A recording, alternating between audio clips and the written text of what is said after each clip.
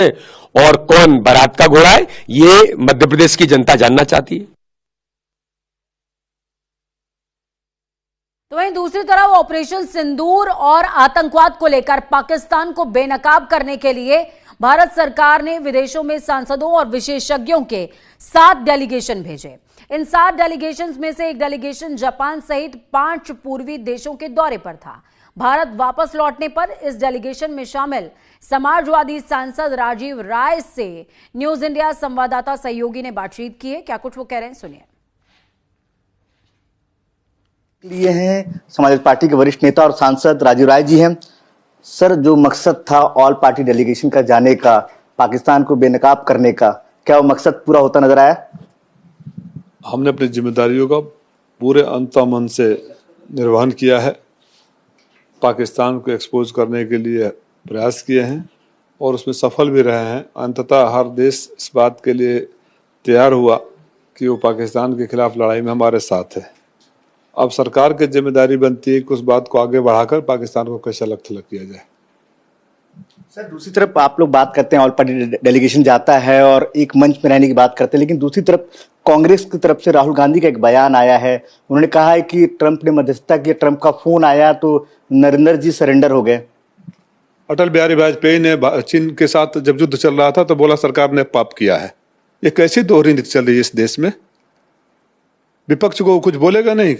हमें आपको कैसे, आप मीडिया का है ना, आपको कैसे पता चला कि सीज फायर हुआ? किसने आपको बताया? पहली खबर आपने कहां से ब्रेक किया? कहां से ब्रेक किया? आपको अच्छा लगा? आपको अच्छा लगा? आपने अपेक्षा नहीं कर रहे थे कि हमारे देश के प्रधानमंत्री, हमारे देश का रक्षा मंत्री, हमारे देश की सरकार हमें बताए? तो हर बात अगर विपक्ष के नेता कोई कुछ बोल देता है तो ऐसा लगता है आप मीडिया से साथियों सरकार के जो देशद्रोही है।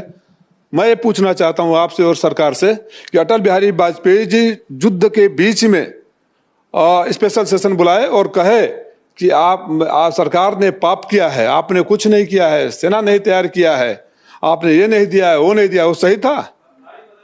तो अगर अटल बिहारी वाजपेयी ने गलत किया है तो राहुल गांधी और विपक्ष के नेता भी गलत कर रहे हैं। अगर उन्होंने सही किया तो दोहरी नीति नहीं चलेगी।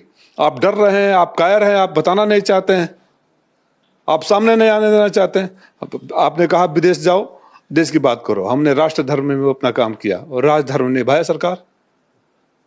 सर, दूसरी तरफ लगातार विपक्ष तमाम पार्टियां ये कह रही थी आप लोग की विशेष सत्र बुलाया जाए। अब ऐसे मानसून सत्र की तारीखों का ऐलान हो चुका है, तो क्या मानसून सत्र में भी इन तमाम मुद्दों को लेकर बातचीत होगी? जब विपक्षी मांग रहे थे सबको पता था, ये जितने समझदार बनते हैं भाजपा वाले, सबको पता था आपको बेटा मानसून सत्र होगा। मानसून सत्र उससे पहले भी हो सकता था, ठीक है ना। 62 में 2 दिन पहले कर लिया गया। ये सरकार 1 दिन में पहले होने के तैयार नहीं है।